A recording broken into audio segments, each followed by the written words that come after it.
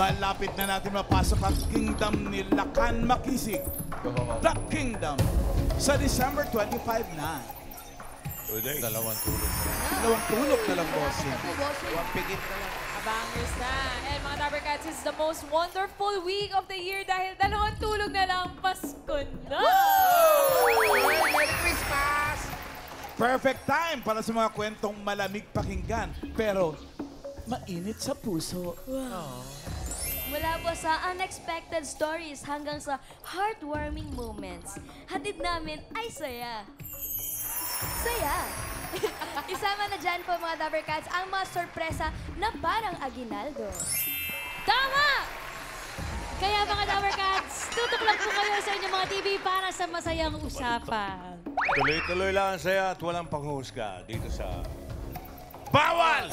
Judgmental ka ba? Sige, tara. Halika na, bossing.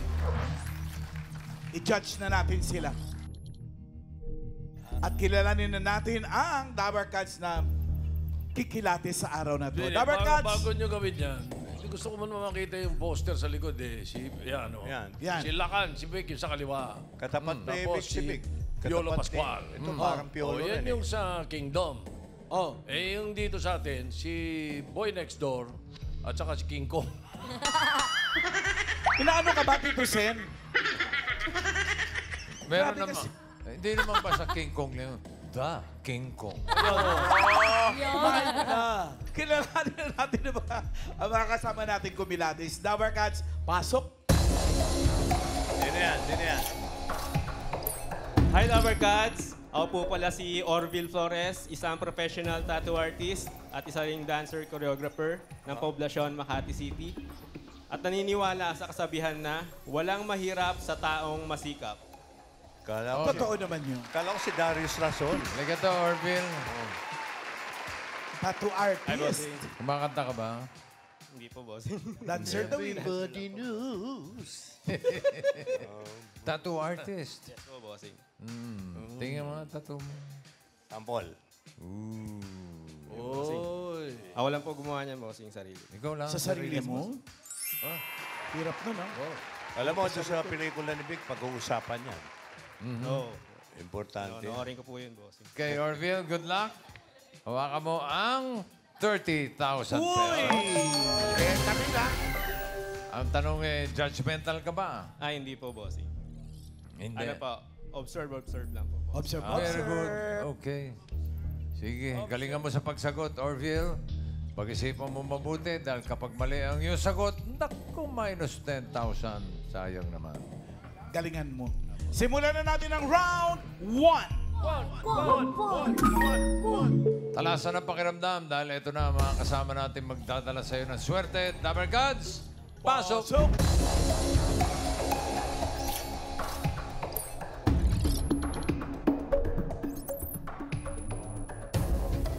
Go. Hi, Dabber Cats. Ako nga pala si Klein.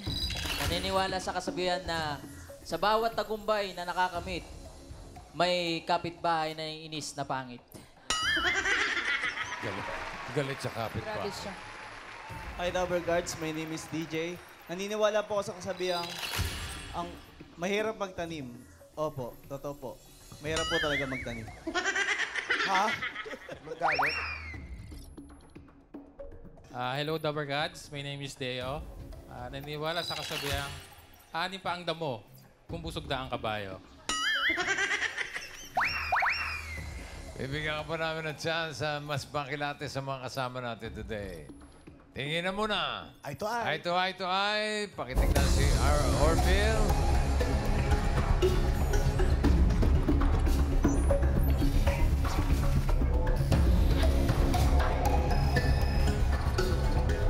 Okay. Marami rin tattoo yung isa. Oh. Magkano bayad yan? Depende po sa design tsaka sa laki, bossing. Sa laki? Opo. Mas mahirap na design, mas mahal. Mas detalye po, mas mahal. Kung magpatato ako ng nose line. Yung permanente na. Mauubos yung tinta sa mundo. Totoo ba? Eh, may kapatid ka bang Wilbur? Wala po. Alam mo kung ba't ko tinanong? Bakit? Orville Wright. Oh, Alright. Wright brothers. Right you are. Correct. Para sa round 1, alamin na natin ang tanong. Ang tanong! Ang ano?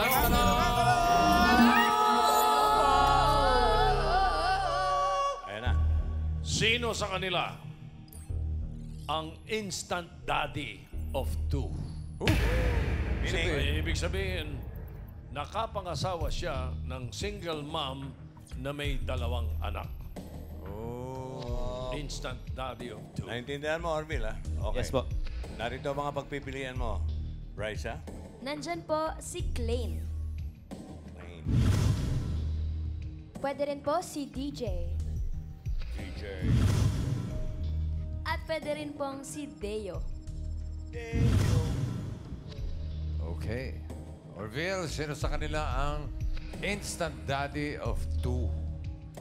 Nakapangasawa ng single mom na may 2 anak. You have 10 seconds to decide. Timer, go. Sa tingin ko, bossing, si Klein. Klein. Tingnan natin kung right ka talaga.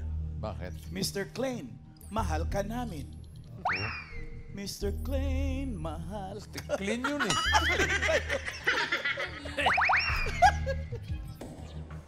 Bakit si Mr. Klein? Ano lang, bossing. Gut feel lang, bossing. Feeling lang. Feeling lang, bossing.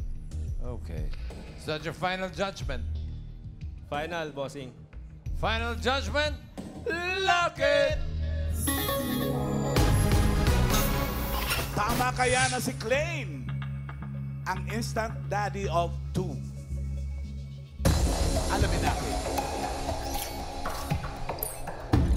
Check or X? Oh, check! Wow! Galing mo nun ah. Si Mr. Right ka na. Right brothers nga ito, right? Right ka talaga. Congratulations. Safe ang 30,000 mo. Si Klein. Usapin natin si Klein. Klein, instant daddy of 2. Hi, Klein. Hello po. Klein, ikaw ay naging instant daddy of 2. Yes po. Yung asawa mo na ba or girlfriend pa lang? Una po niyan asawa ko na po siya ngayon. Uy, paano yun, Kuya Klein? Nung nagliligawan kayo, sinabi niya ba sa'yo agad, first day pa lang, or nung pagkalaunan na? May kwento po yan Noong August 13, binyag po ng pamangkin ko and isa siya sa mga bisita. Kaibigan siya ng pinsan ng asawa ko. And nakita ko siya. Ganda Ganda. Ganda. Inad ko ngayon sa Facebook. Tinanong ko yung pangalan inad ko ngayon sa Facebook. Ayun, nagkaka-chat kami. Tapos sinabi niya sa akin na may ganun nga siyang na may anak. Yung isa po kasi doon may may sakit, may karamdaman kaya naano rin po yung loob ko na bakit ganito ginawa sa kanila, iniiwan. 20 years old pa lang po ako noon Kabata ko po. Yes po, 20 years old na nag-aaral din po ako noon sa araw na yun. Kasi pagpunta ko sa kanila, tinawag nila akong Papa agad Tinawag po ako Papa agad. Yun, naano po ako sa sabi ko, sige po, lalaban ko na to. Ayun.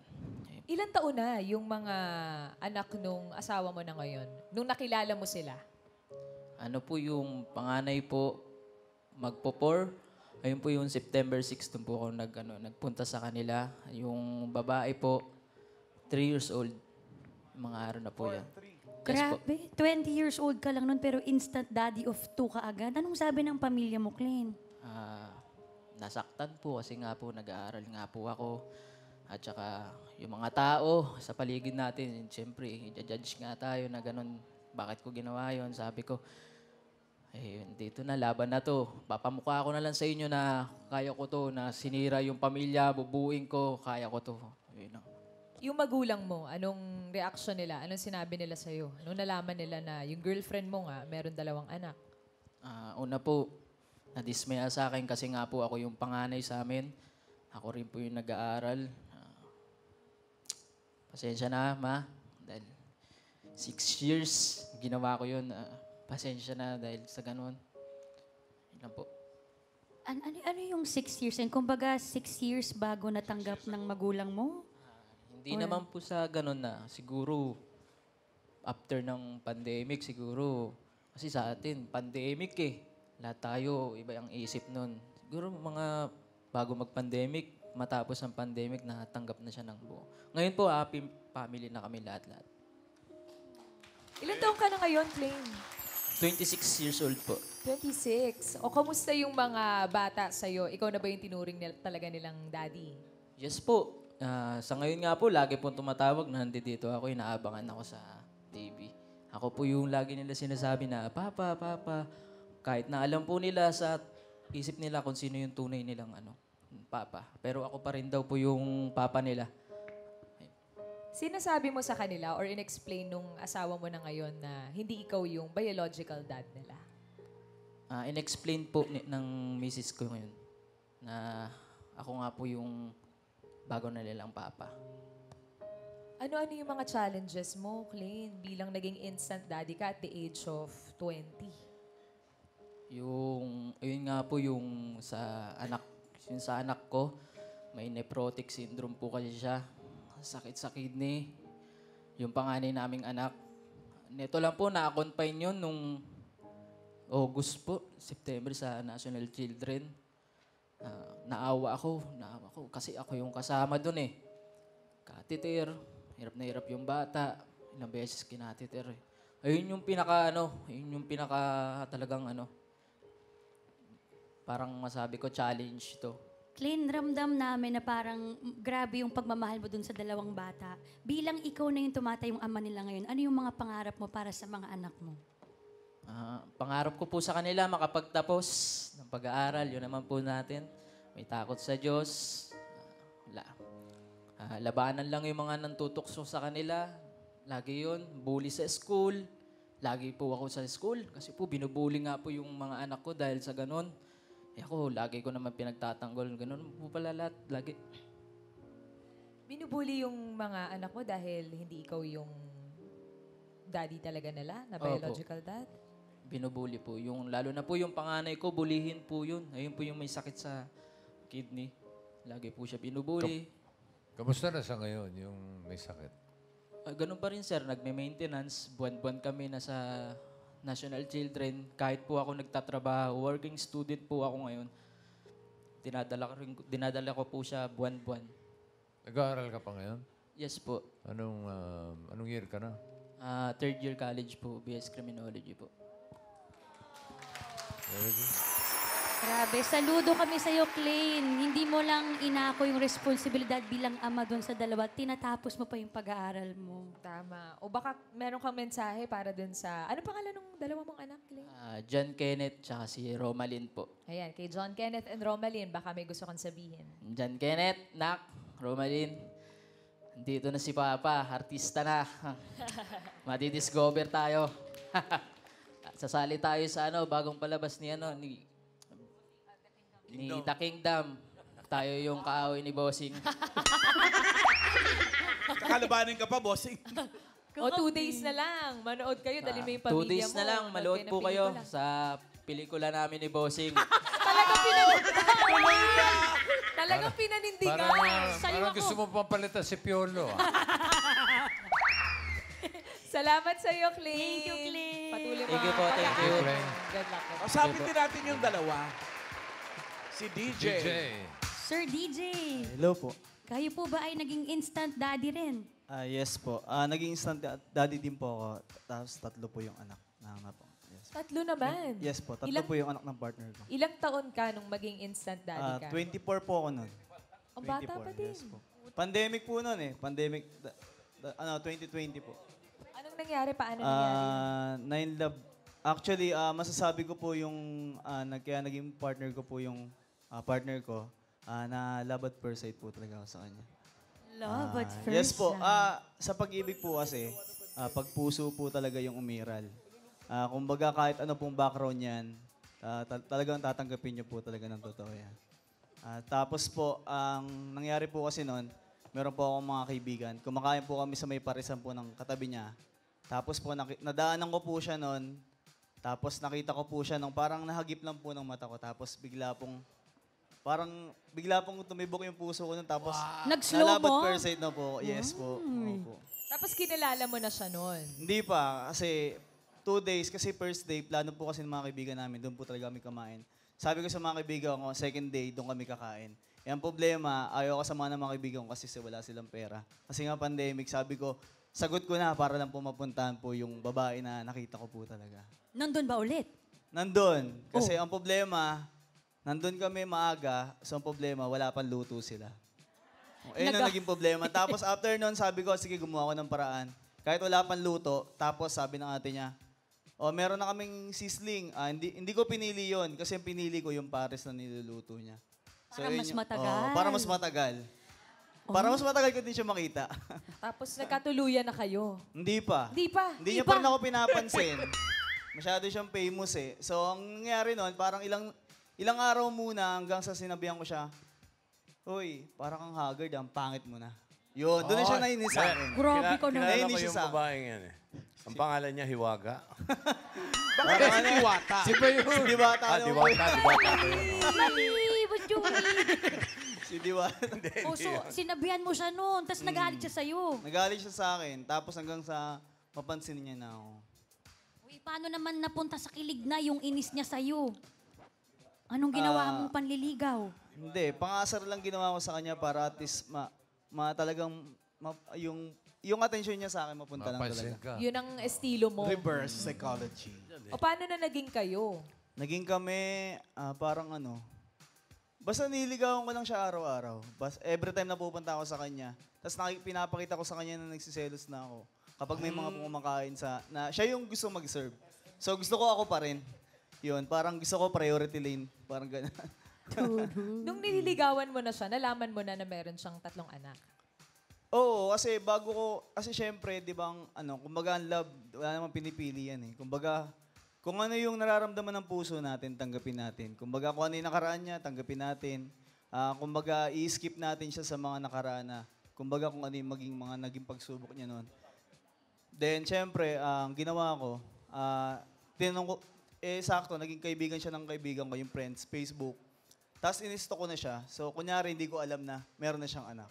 Kumbaga, ayoko kasi maging sa kanya eh. Kumbaga, ayoko sa utak niya na inisip na may anak na ako, tapos kumbaga, hindi ko siya tatanggapin. Ganon.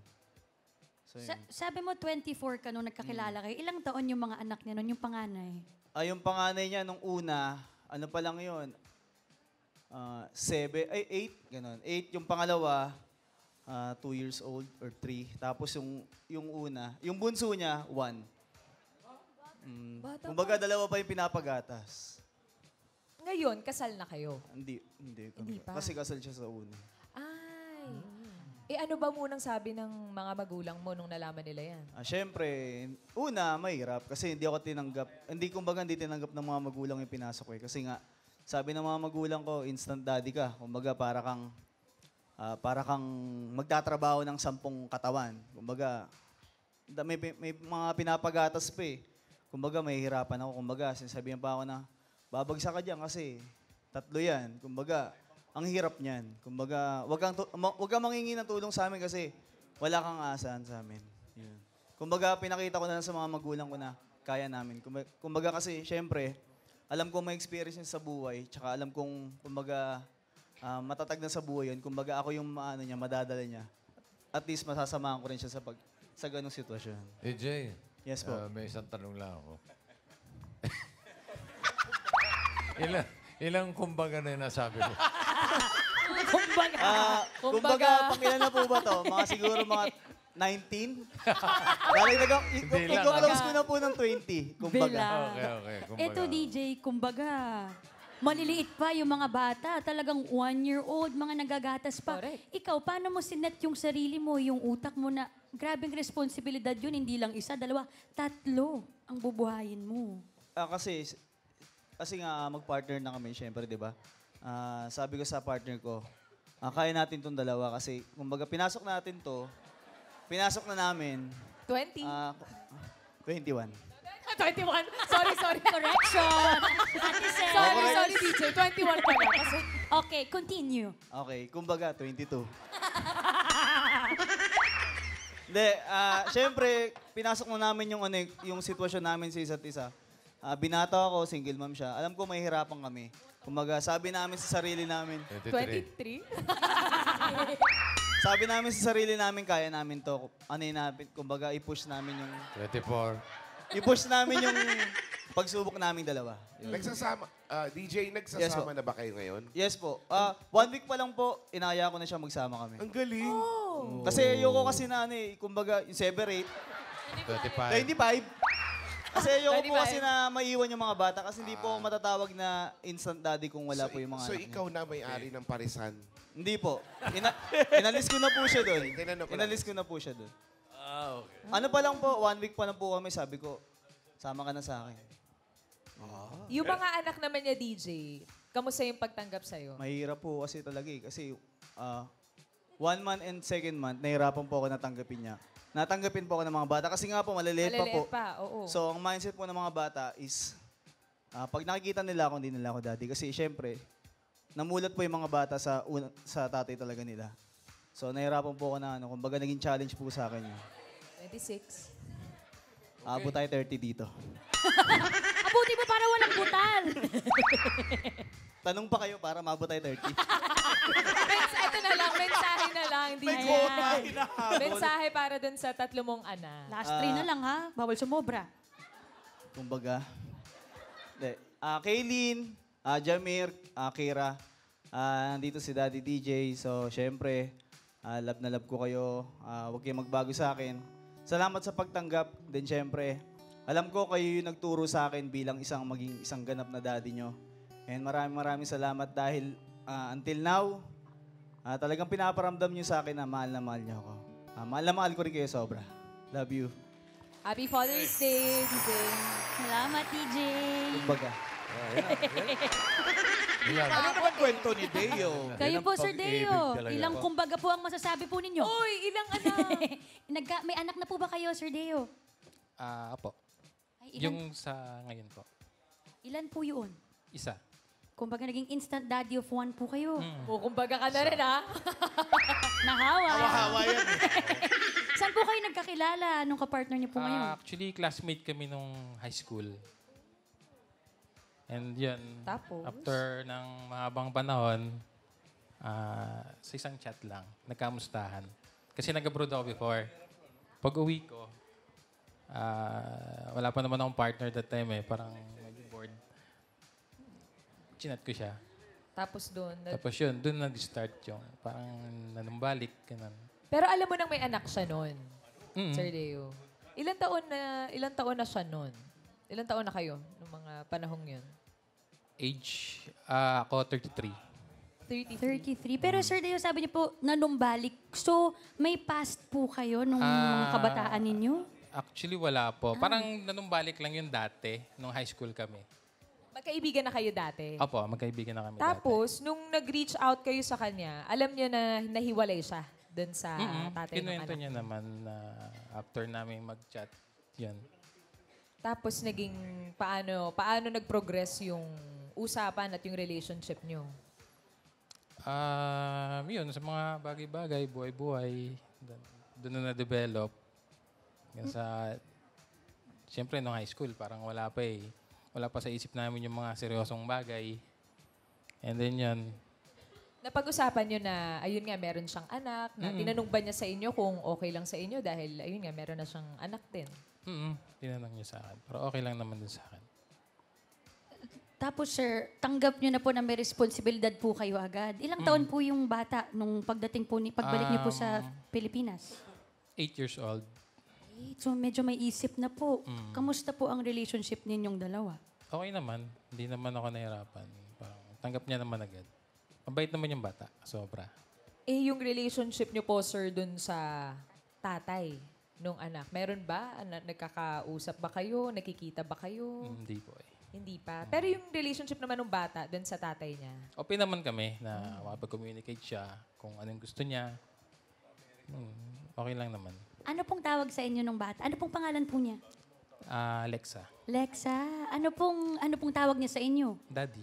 Daddy din. Baka meron po kayong mensahe for Alexa. Maybe Alexa, Mahal ko kayo ni Day. Pagpatuloy niyo lang yung pagiging mabuting anak. Yun lang. Salamat, Sir Salamat Deo. po. Thank you, Galing, Deo. 30,000. Hop, wala mo nang uwi. Sisimulan na natin ang Round 2. Mas galingan mo pa dito ngayon, Orville, dahil pag nagkamali ka, minus 15,000 na Ako, talaga to. kalahati, mawawala. Oo. Dito sa round 2, may mga kasama pa tayong maaaring magkatid sa iyo ng swerte. Dabar Gods, pasok.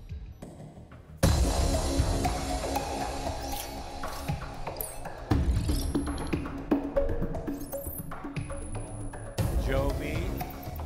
Hi, The Barkads. Ako po si Joby. Naniniwala sa kasabihang, love your work, not your ka-work. Uy. Hi, Dabarkads! Ako nga pala si Melay at naniniwala ako sa kasabihan, aanin pa ang mga CCTV sa paligid kung marami namang marites sa paligid. Hello po, ako si Princess. Naniniwala sa kasabihang, God is good all the time. All the time, God is good. Amen. Alamin natin ang tanong. Ang tanong.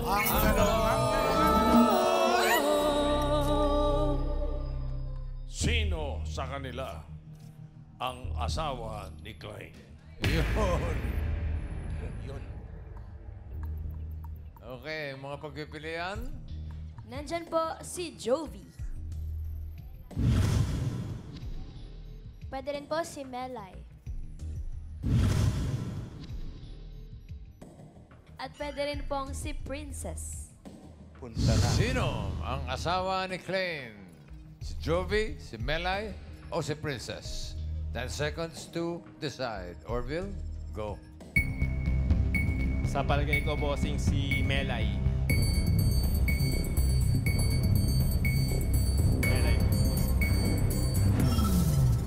Melay, is that your final judgment? Final judgment, bossing. Final judgment? Tama ba na si Melay ang asawa ni Klein? Alamin natin, check or X?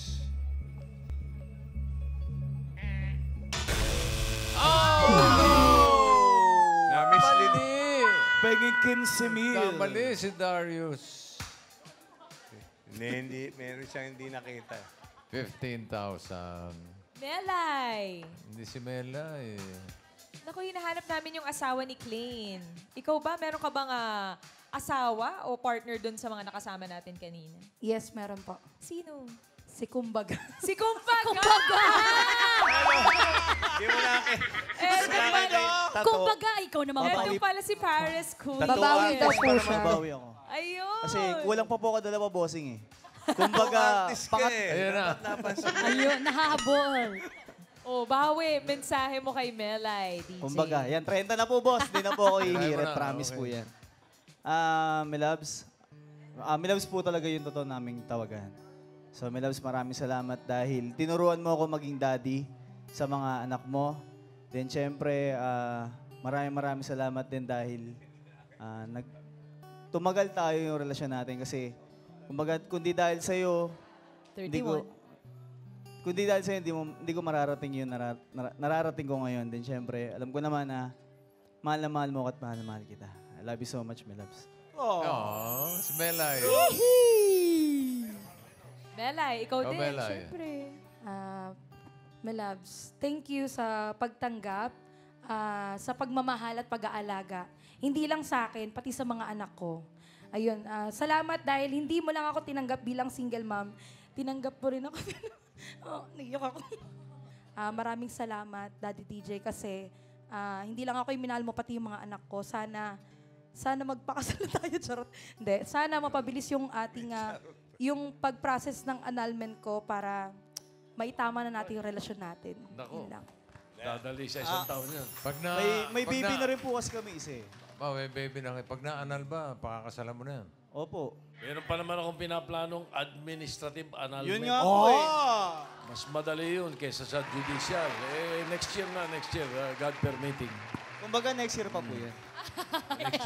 Next year. Next Ayan. year. Maraming Mga salamat, DJ and Melay. Maraming salamat, Mr. and Mrs. Kumbaga. Eto, tanong, sino? Sino? Hindi si Melay. Sino nga ba? Sino kaya asawa ni Klein? Si Jovi ba o si Princess?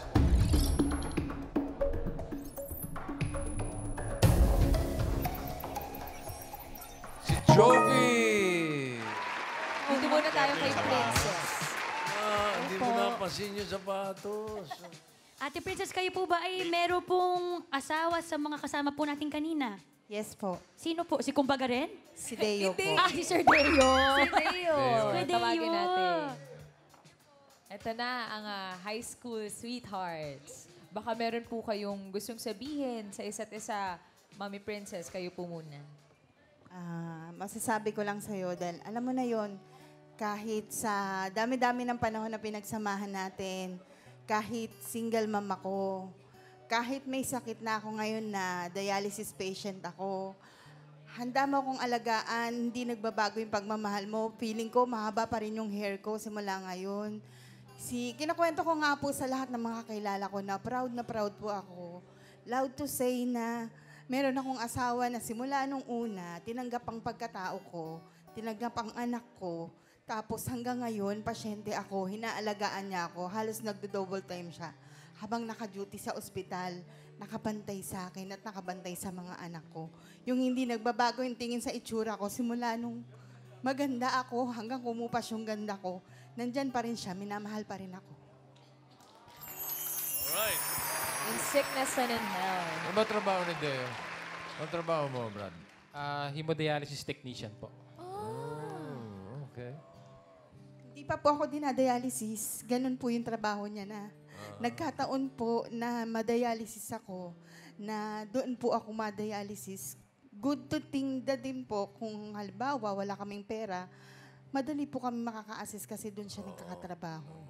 Talagang dinala ka sa tamang tao, Ate Princess. Sir Deo, message for Princess. Ayun lang. Wala akong masabi.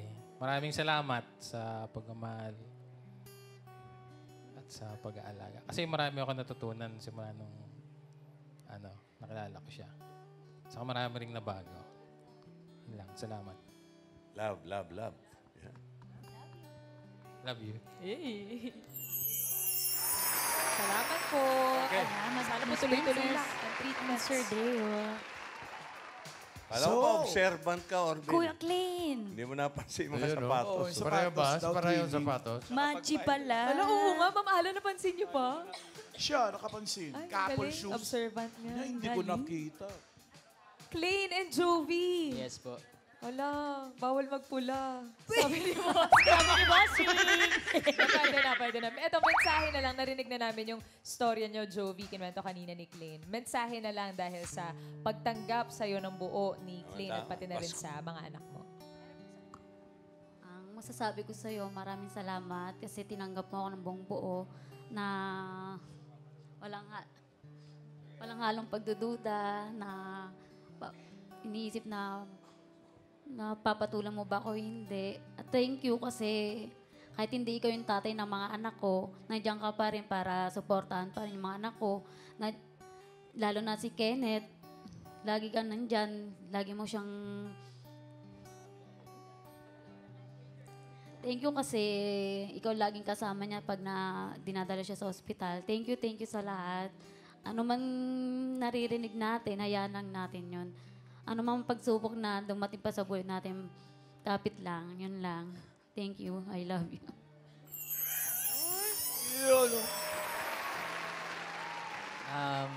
Mahal, una sa lahat, salamat. Salamat sa pagtitimpi. Lahat-lahat, salamat sa pag-aasikaso. Salamat din sa pagtanggap sa akin ng buo. Yun man, mahal na mahal kita. Mahal na mahal ko kayo ng mga anak natin. Yun lang. Ramdam na ramdam namin yan, Clean and Jovi. Salamat po. Yung anak nila, cute. Ang ganda. Ayun, yung anak nila, nakakatuwa.